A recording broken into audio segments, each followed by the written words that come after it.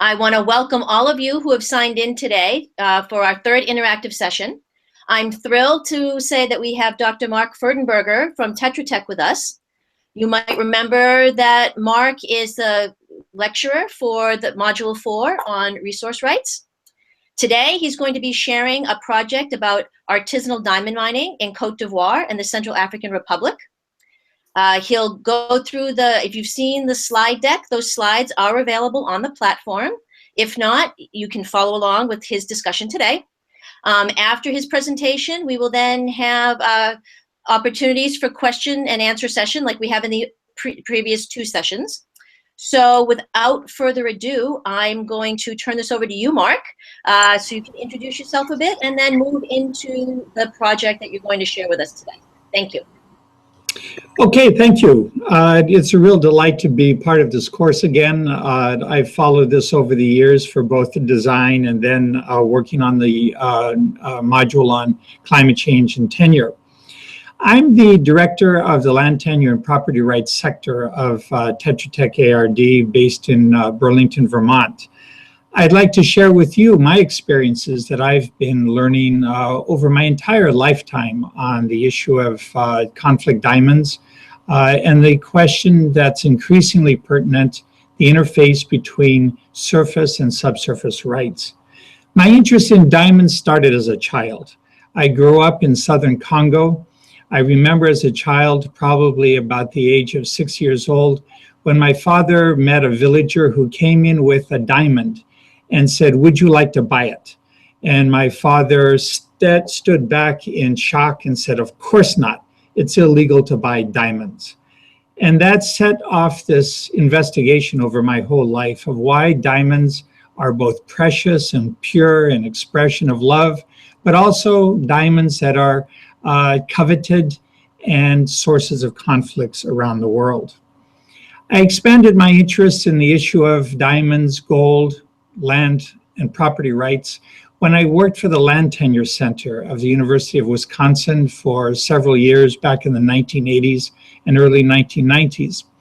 I was asked to do a rapid rural appraisal, a case study of property rights systems, both statutory and customary, in northern Guinea, in the area of Kankan. That happens to now be a major diamond and gold producing area. During that rapid rural appraisal question and answer period with a group of chiefs, I asked what I thought was an innocent question. I said, "Could you sketch me a map on the ground of where gold mines are located in your chieftaincy?" The chief said, "Sure." About an hour later, he filled up a map about the size of a very large room of the location of all the different diamond and gold mines in his territory, and then began to explain how the system worked of customary tenure control over those gold and diamond minings. And that opened up a wondrous adventure that's continued over the years. So what I'd like to do today is bring to you my experience of this emerging concern about the conflict over bundles of rights and the difficulty of registering and recognizing both statutory and customary rights to subsurface resources. It's an area of inquiry that is not really looked at that much in this field. So let's turn this over to the presentation itself. I'd like to go over it quite quickly, but focus on a few key slides. Over to you.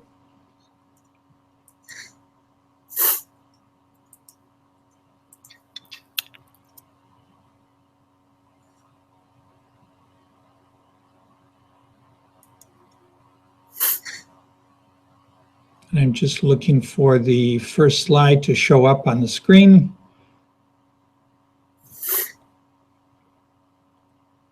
Here it is. Okay. Let's go to the first slide, please. As I noted in the presentation itself, I represented the PRAD project, the Property Rights and Artisanal Diamond Project, that is supported by the Clean Diamond Trade Act. It's funds that go to the U.S. State Department, and from the U.S. State Department, USAID implements the program, of which Tetra Tech ARD is the on-the-ground contractor. We receive co-funding from the European Union for this work in Côte d'Ivoire. It's one of the few cases of bilateral support for a common State Department and USAID project. Next, please.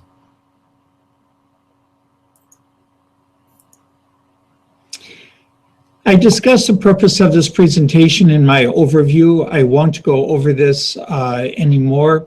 But again, the primary focus of my presentation today is to look at this very complex problematic of the interface between surface and subsurface rights. It's an unexplored field. PRAD is one of the few USAID projects that's really looking at this in depth. We represent about 9 years of experience working in the Central African Republic, Liberia, Guinea, and Côte d'Ivoire. Next, please.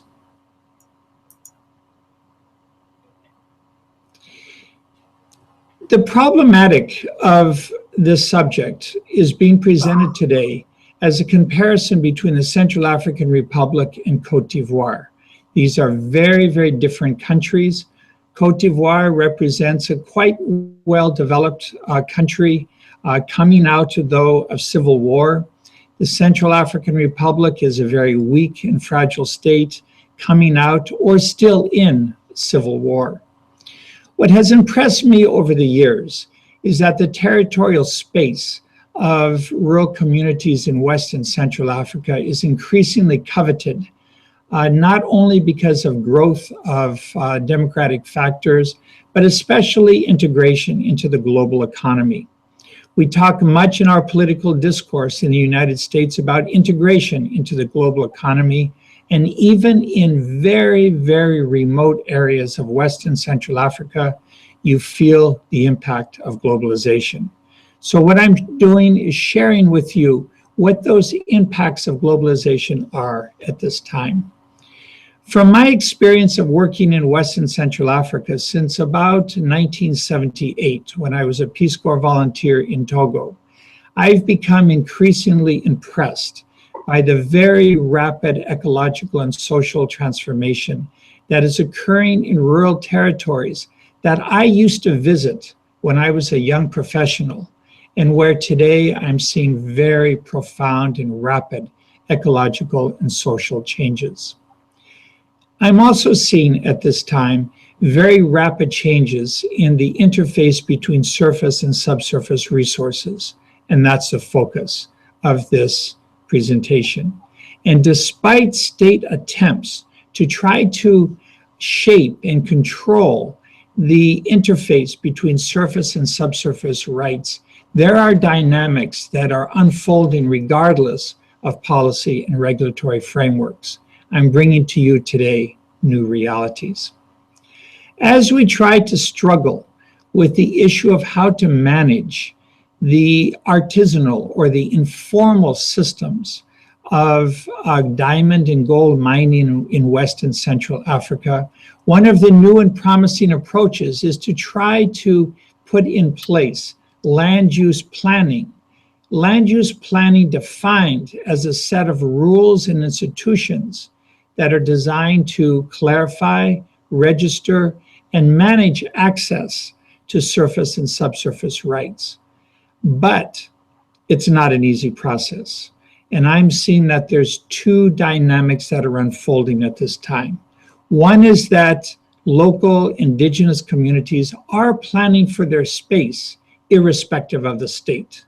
But on the other hand, especially in countries like Côte d'Ivoire, the state indeed is trying to control and direct this interface between surface and subsurface rights. Next slide, please. So let's look at the issue of diamond mining in the Central African Republic. In the Central African Republic, there's two major areas of diamond mining. In the western side of the country on your left is the major zone of diamond mining. It's in this area that volcanoes spewed out diamonds millions of years ago. And to this day, those diamonds are flowing down through alluvial floodplains. The surface soils are removed by miners, and down in the subsurface gravel level of about, I'd say about a half a meter or so, you find gravel, and in that gravel, from time to time, you find diamonds. To the eastern part of the country, the right of your screen, this part of the country is under rebel control, and this vast area of the Muka-Uada sandstone area is under the control of rebel forces. They are extracting diamonds and trading diamonds for arms that finance the war that's dividing, so sadly, the country. Next.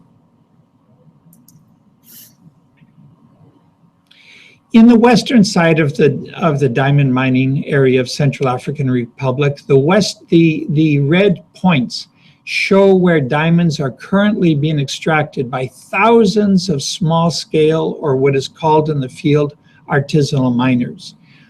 They are actively digging off the overlay of soils down to that precious layer of gravel and extracting diamonds. The white points are where diamond pits have been active but are now closed. You can see in this vast, vast area, several hundred kilometers north and south, east and west, that many, many sites are still very active, and they have been throughout the terrible war that is and has been splitting the country in half. Next slide. The generic diamond system is quite complex, and it's even more complex at the country level. But in general, what happens is that a series of, or a set of diamond pits are dug through pre-financing of diamond actors who pay laborers to dig the diamonds. It's like the film Blood Diamonds, where those strong financiers force the sale of diamonds to reimburse the loan that was given out to dig off the overlay. The pit owner sells those diamonds to either village cooperatives or to what is called collecteurs in French, or collectors. Those collectors travel all over these vast areas, buying up the diamonds from the pit owners. There's many intermediary buyers as well, and eventually the diamond makes itself to the point of sale, usually in the capital city. And in theory, the Kimberley Process Certification Scheme operates in the capital cities, where each diamond is to be registered, marked, and then followed throughout the international economy as it makes its way from a country like Central African Republic or Cote d'Ivoire all the way to a diamond ring or a diamond-studded watch. The certification scheme in many countries works quite well if the country is wealthy and can support the high costs of certification. In other countries like Central African Republic, the recurring costs are extremely high to make the certification scheme work from the point of extraction among the diamond diggers to the point of export. Next slide, please. Here's what the land tenure problematic is in a weak and fragile state like the Central African Republic. Imagine a village territory that was settled several hundred years ago. You'll have a core village like the one at your left, and then in that village territory claimed by that first founding village, you'll have little settlements or hameaux of immigrants that come in and ask authorization from the first arriving family to settle in that zone. Now in this area, it's also occupied by pygmies, and those people have no recognized rights at all. These are Bantu origin, Bantu-speaking sedentary populations that invaded the lands of the Pygmies and settled several hundred years ago. Next slide. Other villages, village families come in and the village grows in size. Next slide. Other settlements are created in that initial territorial space of the founding families. Next. You see the settlements grow, the population grows as from natural demographic growth, but also from arrivals of newcomers. Next. Other settlements or hameaux are created in the original founding clan area of the first founding families. Next. However, starting from the late colonial period into the present, government begins to have influence in these areas, and the original village territories are impinged upon by the creation of national forest reserves. And in Central African Republic, these are basically areas set aside and taken by the state in order to export wood, but wood controlled by state parastatal companies. Next. During the 1970s to the present, forest concessions also come into the area. Land is taken away from the original territorial space of the founding families, usually with no recognition of their historical rights, nor compensation in any way, shape, or form. These forest concessions have largely been put in, developed by French commercial firms, but now the Chinese and Indonesians are also obtaining forest concessions throughout the country. Next. Other forest concessions come in and impinge in prime agricultural lands, sometimes over the settlements of the populations that had been installed. Next. Later on, government establishes agricultural concessions, trying to stimulate investment by agribusiness firms to set up agricultural growth schemes. No compensation paid to the local communities, no recognition of historically derived customary rights. Next. To complicate the situation in Central African Republic, schemes were put in to create agro-pastoralist grazing reserves for pastoralist populations migrating from neighboring countries like Chad and Sudan down into Central African Republic to graze in the territories of the first settlers, the first agricultural settlers of these territories. Next.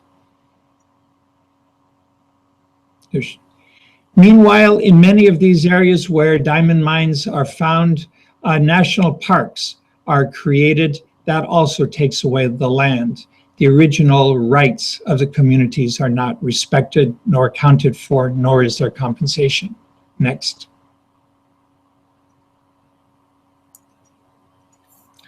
Pastoralists arrive because of the droughts across the Sahel. These are Fulbeys and other agro-pastoralist groups who are now armed with machine guns, cell phones, are very mobile, are very powerful, are better armed than the government military itself.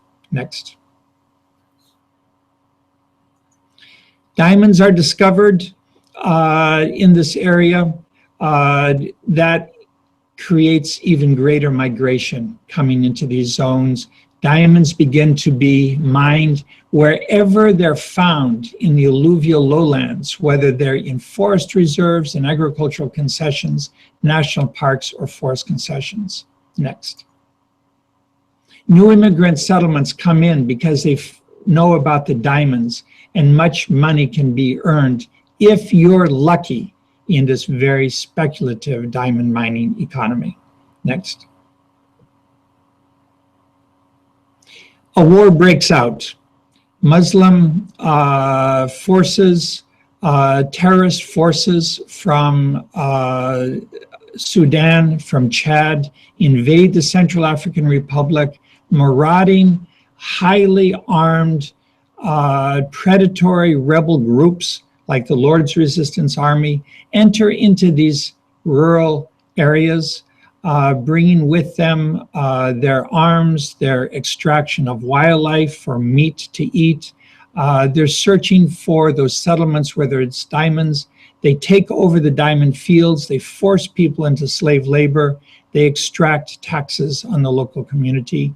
Wars break out between the invading forces from the north and the settled populations, the agricultural populations of the south, the Antibalaka. They're fighting over resources. They're fighting over access to diamonds. Next. These Seleka Muslim forces are pushed out by the Antibalaka indigenous communities, but the land is left devastated. Villages have been burned down. Thousands of people have moved out of these areas. Devastation is total. Next. So in these areas of the Central African Republic, the fight is over the occupation of space, the occupation of surface and subsurface rights, and these fights can be very, very brutal. Power relations are at the source of the issue. Many transboundary issues are at place because the migrating pastoralist communities from Chad, from South Sudan, from Sudan, the cattle are owned by the governmental and business elites of the surrounding countries. They see the Central African Republic as their grazing area, as their open access area. They need to graze their cattle in the period of climate change, desertification, and erratic weather. So within this situation of confusion, of war, of uncertainty, our PRAD project works.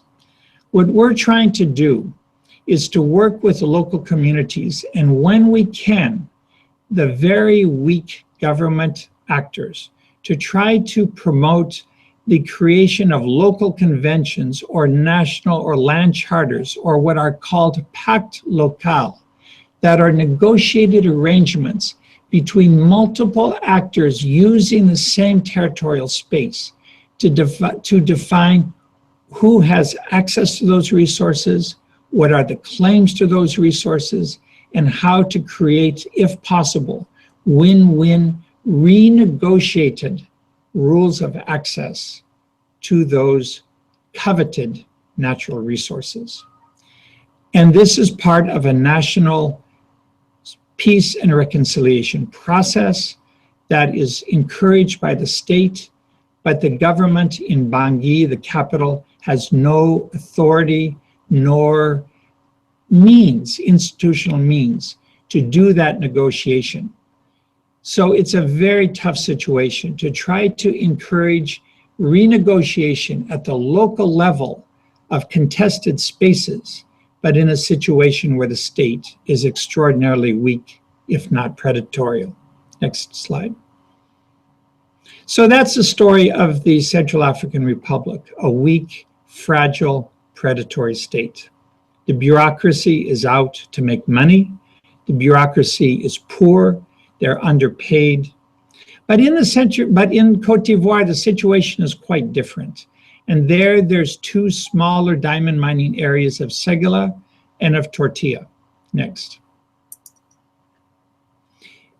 As in the Central African Republic, the diamonds come out of former volcanoes, the mountain chains that are in this area, and those diamonds have spewed out over the millennia into lowland stream beds, and it's in those stream beds where diamonds have been mined for nearly a century and continue to be extracted at this point. This is the richest diamond mining area of Côte d'Ivoire. Next. Whoops, that went forward rather than backward. I won't go into all the detail of the history of diamond mining in Tortilla and Ségala. You've read that yourself. All I would say as a little vignette is that the name Tortilla is a defamation by the French company that discovered diamonds in this area. It's a French defamation of tortilla flats by John Steinbeck. The French dude who found a big load of diamonds was reading tortilla flats one afternoon when a villager came in and said, "I found an enormous diamond. Come and see where it's found." And that launched the expansion of the Saramsi company, a company town that was built by the French firm back in the 1950s. What we're seeing today in tortilla is the remnants of the colonial occupation of space, in which that company eventually went out of business, but left control of their mining concession in the hands of the Ivoirian state. And that's where the conflict is today. Indigenous communities who, people who consider themselves now indigenous, settled in this area. A long time ago, they claim access to the land. The government claims access to the subsurface resources. Next. Oops. So in tortilla and in other parts of Côte d'Ivoire, as in the Central African Republic, you have the presence of a statutory tenure regime in which the state controls the subsurface resources. And what they do is create mining concessions in which external companies obtain the rights to manage and extract the subsurface resources. This is a process that occurs around the world and is codified in law. However, the customary tenure regime has a whole different understanding of the tenure situation. The customary authorities, the land chiefs, believe that they control not only the bundle of rights to the surface resources, but also to the subsurface resources. And in fact, those land chiefs allocate access to the thousands of illicit diamond miners to settle in the area, and these land chiefs extract taxes and payments for the use of their historically derived rights to that land, historically derived rights that go back much, much further than the arrival of the French in this area in the 1920s. So this is the contradiction and the conflict. The national land law says that the subsurface resources belong to the state. However, the customarily owned lands are still controlled and managed by very powerful land chiefs that claim historical rights. Next. Now, in the midst of this expansion of diamond mining in Côte d'Ivoire, we have another phenomena that occurs, and this is a phenomena that I'm seeing from around West Africa, that because of the American demand of primarily elderly people for eating cashews, this is creating a profound change in the ecology and economy of the semi-arid areas of Côte d'Ivoire. Cashew trees are becoming the new cash crops. Trees grown on the surface, but in land that's controlled by the state that has diamonds underneath it. You can imagine the problematic. Next slide. Cashew expansion, because of the growing international demand, primarily from the United States, but now China is starting to develop a big taste for cashews. You see in this image an exceptionally rapid expansion of tree planting by local communities, not industrial companies, but by individual farmers. Cashew expansion is dramatic and it's rapid. What's happening? It's the people who mined diamonds are taking the revenues from diamond mining and investing it in planting trees on their land. And at the same time, they're investing their diamond profits in buying cattle. So the environment is transforming, with cashew trees becoming more prevalent, with livestock raising becoming more prevalent, a common African form of livelihood diversification in an area that used to be primarily devoted to diamond mining. Next. So here's what the issue is, that the government of Cote d'Ivoire asked the US government for technical assistance. They said, could you help us work with our national land law to clarify and recognize rights to the surface, but also to the subsurface resources? So what we basically did was follow the steps of the Ivoirian law to help the government and local communities map the territorial claims of the first occupants of land in this part of Cote d'Ivoire. And that's what this map is on the right of your screen. Now, we followed very clear specified steps in the law for establishing conflict mediation groups, for launching a rights recognition process, for resolving innumerable boundary conflicts, and for helping the government issue territorial land certificates. Now, let me make one thing very clear. The Ivoirian law allows two processes. The first process is to recognize the territorial limits of a community, and that is primarily of the land chiefs who have historical rights.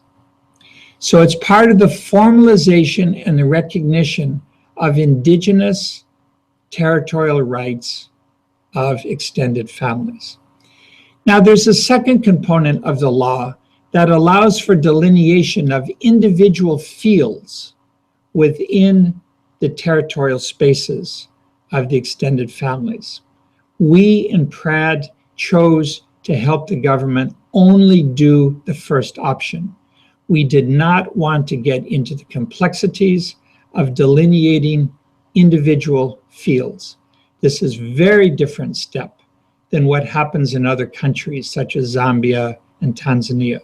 We avoided that second option with a passion because we were worried about the time it takes to delineate fields, and especially due to the complexity of the bundle of rights to surface and subsurface resources. So what we found is that even after 4 years, it takes a lot of time to help the government and local communities recognize, clarify, and register territorial rights. You have to work at the speed of the villagers themselves and not to the imposition of work plans or US government or Ivoirian government exigencies for rapid results. It's the villagers that determine the speed, to the great distress of the external donor actors as well as the Ivoirian government. The second issue, the lesson that we've learned, is you have to work with the principle of do no harm. The process of creating territorial limits can exacerbate long-term latent conflicts. And if you're not careful, they can break out into violence and indeed death. We had several near misses. We avoided them. We took our time. We set up consultative processes, conflict mediation processes, as noted in the law. And so far, we have avoided physical outbreaks of violence. But these latent conflicts take years, if not decades, to resolve.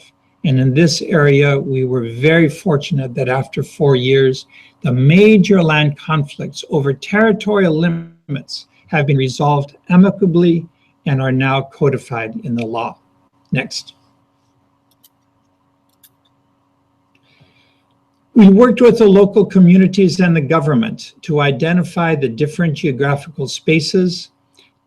The map on the right shows the government concessions to the subsurface resources, But you can see imposed in green is where people have been planting cashew trees. You can also see on the left the areas where diamond mining has been occurring by artisanal diamond miners, mining informally and with the approbation of traditional customary land chiefs. So we figured out the land tenure situation and the overlapping, conflicting, and contradictory rights claim situation. Next. The second thing we did was to put in place the government prescribed method for delineating the territorial rights of the extended families or the clans. And in this area, there's 3 of them. The government law says that you're supposed to use straight lines, polygons, and angles because they can be surveyed easier. The villagers said, no, that doesn't make sense. We have our own territorial boundaries and they follow geographical features and negotiated access to diamond areas, to gold areas, to cashew trees. So the villagers' spaces are those curvy lines, the government are the rectangular straight lines. We had negotiated a compromise, the government backed down, and now we have a much more realistic territorial delineation map in place. Next. The steps in territorial rights recognition was first to develop a Google map of this area. We used Google Earth, a very simple technology. We projected it on screens. We asked the land chiefs, who are men in this area, to come and work with us to identify the territorial delineation of their spaces. And in most cases, it was quite easy. They were able to do it quickly, except for contested boundaries. And there were some very serious contested boundaries, especially where land values were high because diamonds were underneath cashew trees. Next. There were negotiated boundary agreements. It was primarily between the historical rights owners, who are men in these Muslim communities. However, the law requires that women be present in these negotiations, but the women generally avoided the large-scale land negotiations, but where they expressed their concern was to obtain their land niches for gardening of mined-out diamond sites.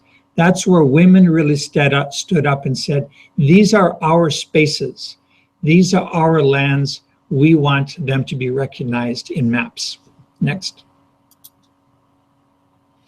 According to the law, you have to walk the entire spatial limits of all of these spaces, and every 10 meters put in boundary markers out of cement. Now, if this process was done for all of Côte d'Ivoire, which the law requires, it would exceed the national production of cement for 10 years. So it's not a viable option. The monopoly of surveyors in Côte d'Ivoire would not permit us to avoid that process. Next.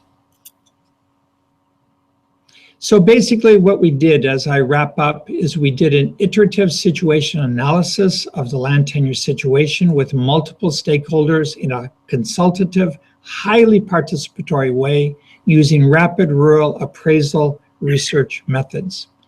We then followed the rights clarification process as required by law, and then worked with the legal policy and frameworks to put in place land use planning practices. Next. This led to the creation of participatory maps that were then codified, given to the villagers, put up all over, that it shows different territorial uses of space and claims of local communities superimposed upon the mining concessions held by government, which are the dotted straight lines. And especially where women participated very actively was in the delineation of rice lands, the green areas to the left of the map, and blue areas to the north west, where women are rehabilitating mined out gold sites for commercial horticultural purposes. And there's a number of those women's spaces in this territory. There's also grazing land set aside. Next. So the lessons as I finish up. Coming out of my 35 years now of work in West and Central Africa and Madagascar, I am shocked, profoundly disturbed by the rapid territorial densification of space due to demographic growth and migration, with the corresponding conflicts over surface and subsurface rights. Gold mining especially is expanding enormously throughout West Africa and Central Africa. The international demand for gold at $1,000 to $1,500 an ounce is stimulating the expansion of artisanal and commercial gold mining around West and Central Africa. This is affecting the conflict dynamics, as is the ongoing diamond mining. So land use planning is emerging in the context of a strong state, like Côte d'Ivoire. But land use planning in Côte d'Ivoire and in most of the francophone countries uses very Cartesian principles of top-down territorial planning with a good mix and a good effort to create participatory community-led planning processes. But it remains within the structure of a strong state. However, in weak states, as in the case of Central African Republic, the state has no impact on planning. In fact, they're a cause of the disintegration of spatial control of land by local communities. However, what I'm seeing in our research work in the Central African Republic is that local communities, despite being divided and destroyed by war and conflict, are negotiating themselves new arrangements to land. It's a powerful process of compromise between actors. It's not always just or equitable, but local communities are taking matters in their own hands because the state has no planning power nor authority. Planning occurs. It always is a process of negotiation, sometimes peaceful, sometimes violent. So the transaction costs for planning, though, are very, very high for local communities and the states.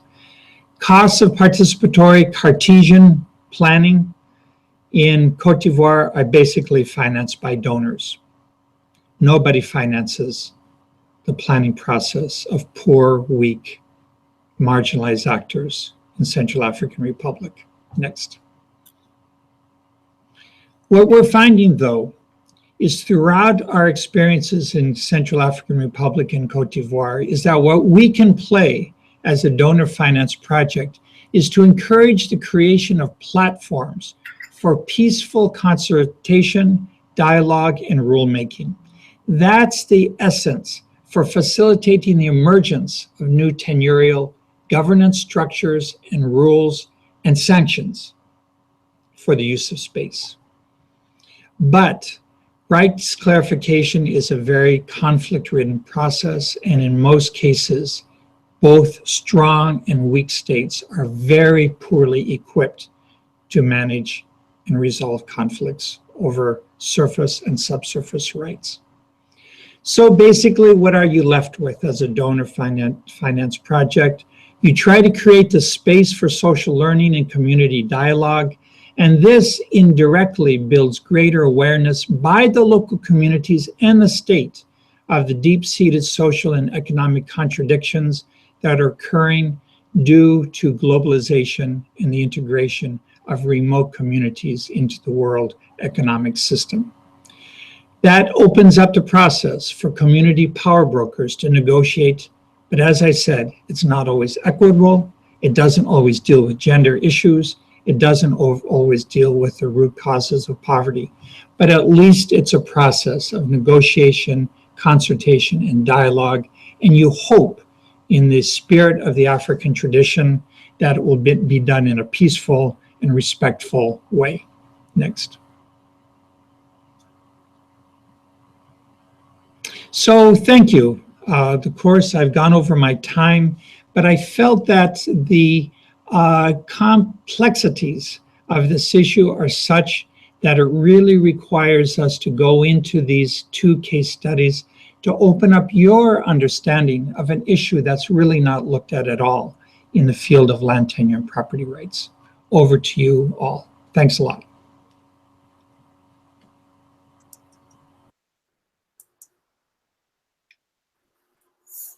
Mark, thank you so much for that presentation, and also the depth that you went into on a variety of those slides to really give us a more nuanced understanding of what happens in these spaces and who occupies these spaces. For those of you who have tuned in, please remember that now we're moving into a question and answer session with Dr. Freudenberger. You can type in any questions that you have in the platform where it says interactive session number 3. Some questions are coming in, so I'd like to start with some of those. Mark, one of the first questions has to do with the planting of cashew nuts. Over the course, some of the students have been exposed to the idea that when you plant trees, it's a way of sort of establishing individual stakes and perhaps in increasing security of tenure. Based on your experience with cashew production, notwithstanding the economic goals of people getting into this sector, would you say that there is a logic of increasing security of tenure over these diamond mines that is part of this cashew planting trend as well? Yeah, that's really an excellent question. I think several things are occurring. First is that those who have historical rights to the or historical claims to the diamond mines are using their profits to plant trees, and therefore in the African way, I create control over that space.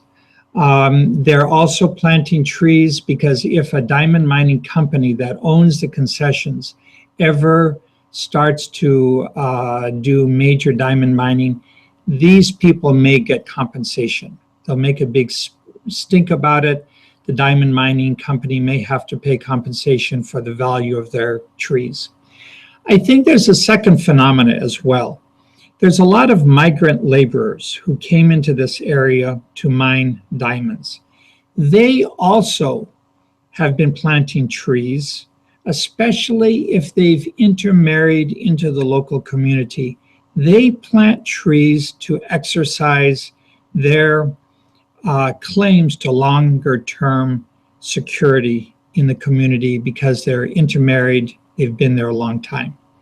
What's now happening is the local communities are asking us, PRAD, to help them map and register the ownership of trees, not the territorial limits, but at least who has ownership of the general space occupied by different cashew plots.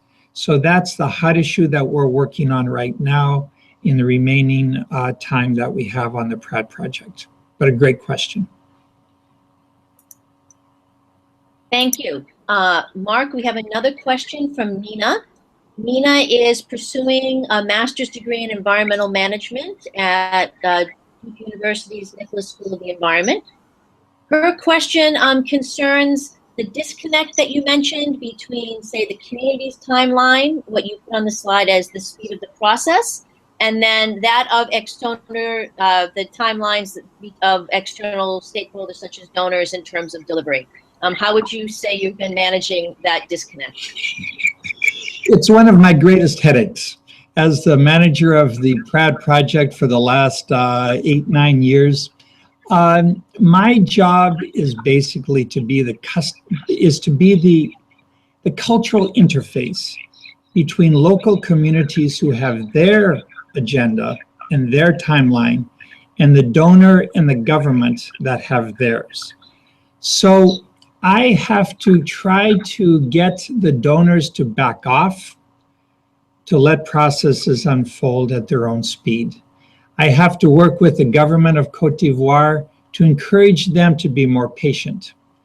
And the way we do that is to communicate as much as we can the realities that I've talked to you about this morning, about the complexities, the conflicts, the problematics. We organize study tours of donors and of government officials to come to these areas and visit and talk to local communities. We make sure that the local authorities, who are required by law to deal with conflicts, that they're present, that they're equipped with tools, that they work with us. So it's through that work that I do as somewhat of a cultural interface that we get the donor communities to become more flexible, to get the government to become more flexible, and to be less exigent on the pace of project implementation.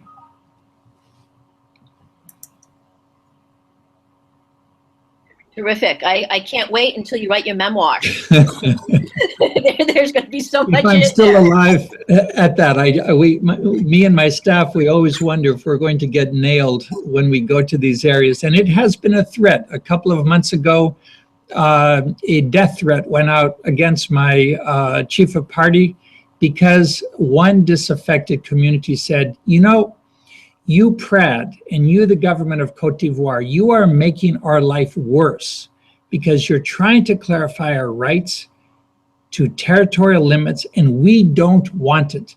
We prefer ambiguity because ambiguity serves our interests better. That's the type of issue one faces.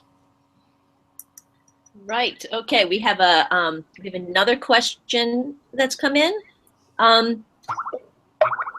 How can we as development practitioners help Indigenous communities to build their capacity to negotiate effective control of subsurface rights? That's an excellent question. It's one that I ponder all the time. I think step number one is you have to involve the representatives of Indigenous communities to do the research themselves and with you as a project or as a government entity to research together the land tenure situation of surface and subsurface rights. We did that in Tortilla. We reached back to the elders who are still living from the 1920s and 1930s who could recollect very well who held the papers indicating the ownership of this land. We found the old French dude in France who still had copies of these papers. We did archival research, we found papers. Every time we found more information about who has claims to the land, we shared that with committees that were set up to deal with rights clarification as prescribed by the law.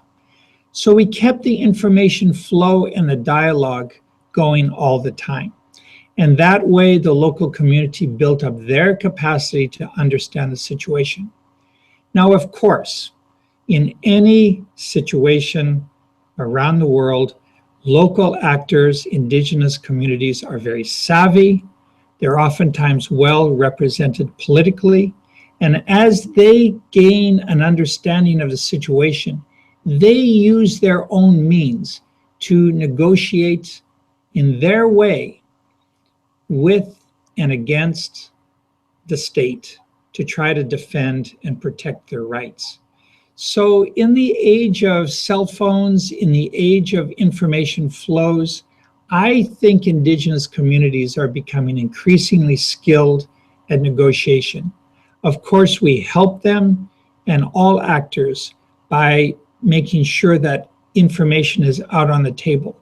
We, as a US government project, cannot take sides, but what we can do is make sure that there's an equitable and open flow of information about local realities.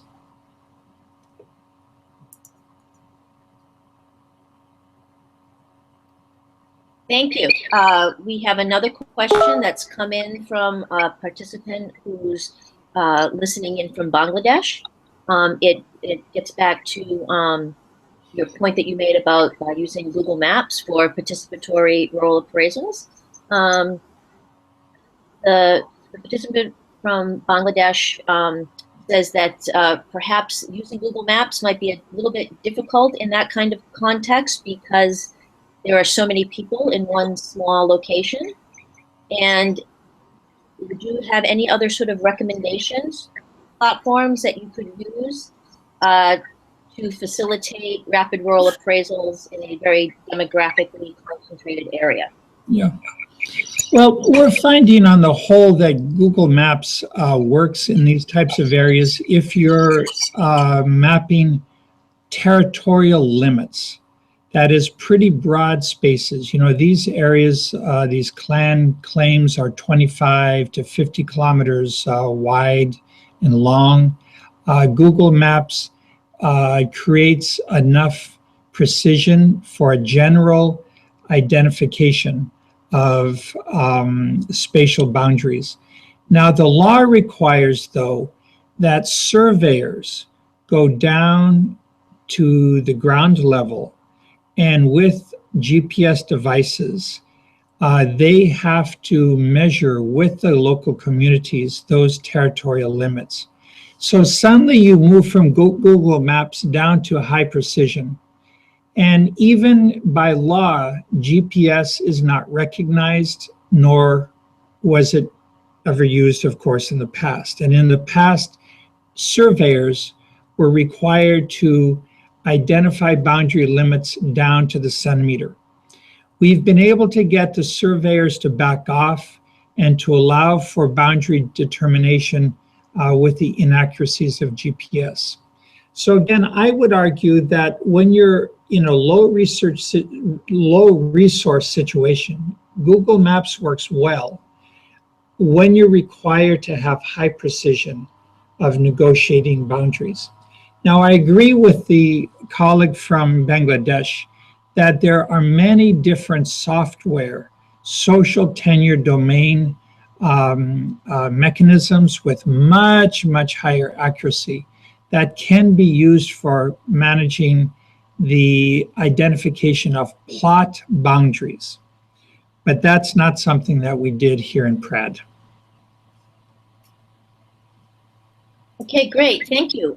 We also have a question from a USAID colleague in Haiti, Marcia Glenn, who is an urban development planning and policy advisor on contested spaces. Her question is, do Africans from border countries such as Chad, South Sudan, or the Sudan consider their claims in the same manner that the indigenous communities in the Central African Republic and Cote d'Ivoire consider their historical claims? And sort of added on to that is, how do you get them to honor colonial territorial demarcations? I love that question. There's a dissertation in that right there.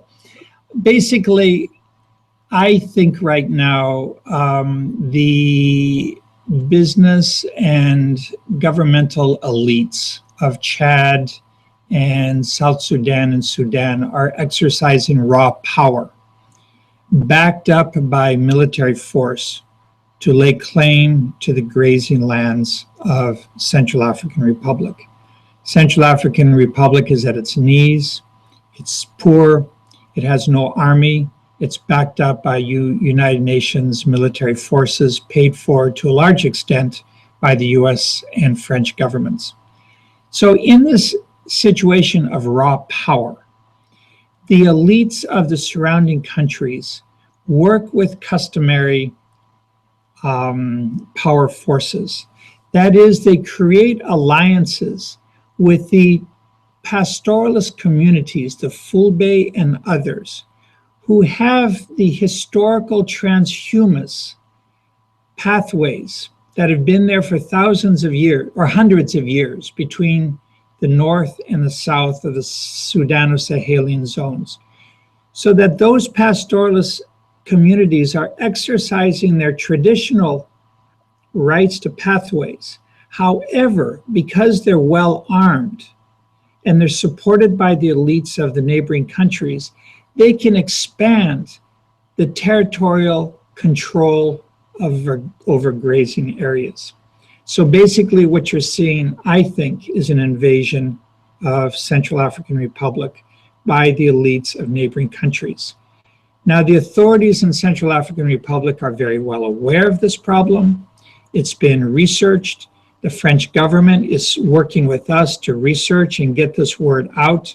And there will need to be some international conventions that are negotiated and renegotiated at some point between the elites of Central African Republic and the elites of the surrounding countries. This is the huge problematic right now. Great, it's 10 o'clock, and I'm going to try to sneak in one more question from Kelly, who is joining us from Colombia. Elise's question concerns, how long does it take land to recover after mining? Especially in this context that you mentioned where women will reclaim mines to do horticultural projects after a mine has been exhausted. Yeah, I love that question. It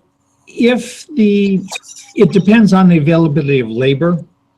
If there's enough labor that the women have access to, either through their own arms or through family labor, a diamond pit is usually only about 4 to 5 meters deep. That pit can be filled in a few weeks with relatively no problem. The question is how long it takes to restore the land for gardening. And of course, for gardening, you need compost, manure. That can be done in a season. We've seen this happen. In one season, women have restored the land and got it into gardening again.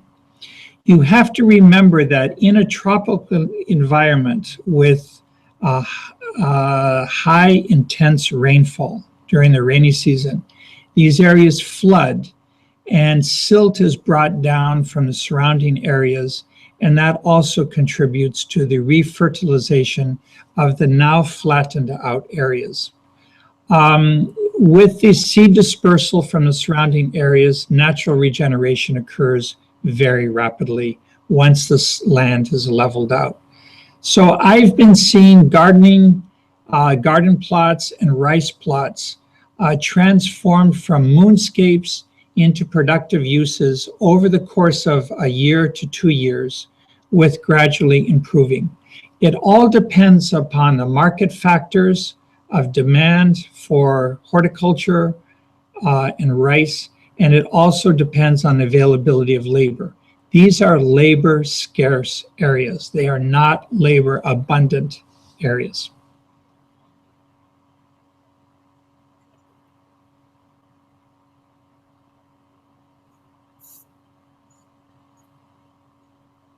Great, thank you. And thank you so much for, thanks to everyone who has sent in questions. We're going to go with just one last question, again, from Flora Monroe, who recently completed a degree in environmental science and policy at Clark University.